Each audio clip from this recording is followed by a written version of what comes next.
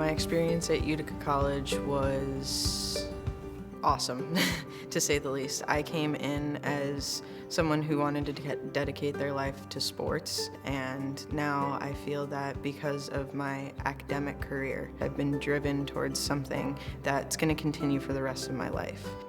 I'm Gabby Abbott, and I'm a 2015 graduate of the Utica College Biochemistry department, and this is my anti-cancer drug molecule that I developed here at Utica College.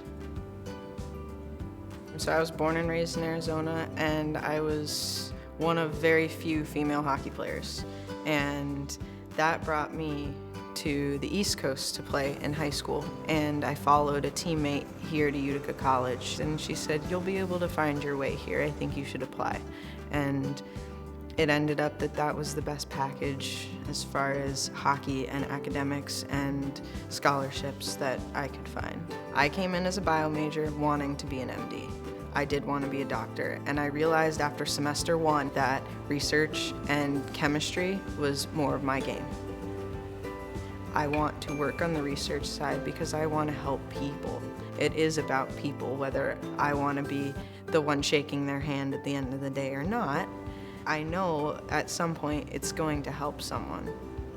My sophomore year, I was enrolled in a medicinal chemistry course, and I loved listening to Dr. Barr teach it.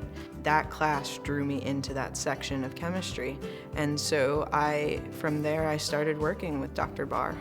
I love computational chemistry, and I love working with him and discovering these new molecules.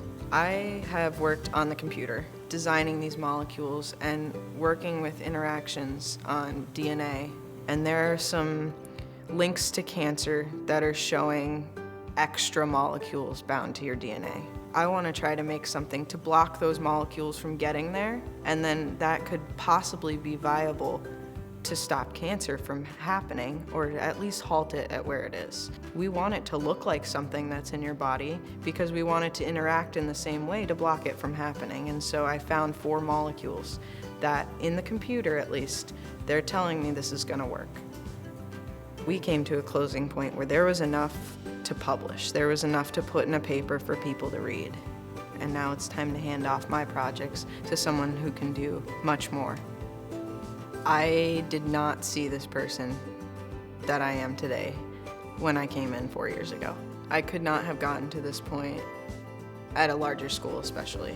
We get to do so many more hands-on things where at larger schools, you don't do it yourself.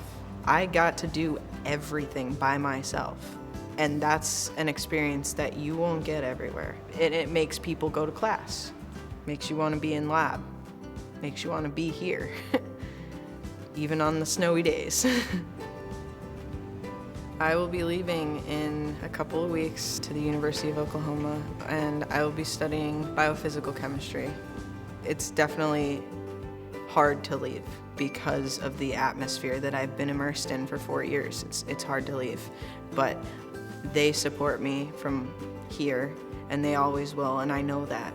And so I know that I can go somewhere else and bring what they've taught me there. I don't have a name for my molecule yet, but I do want a tattoo of my molecule at some point after it's published. Then it's really mine.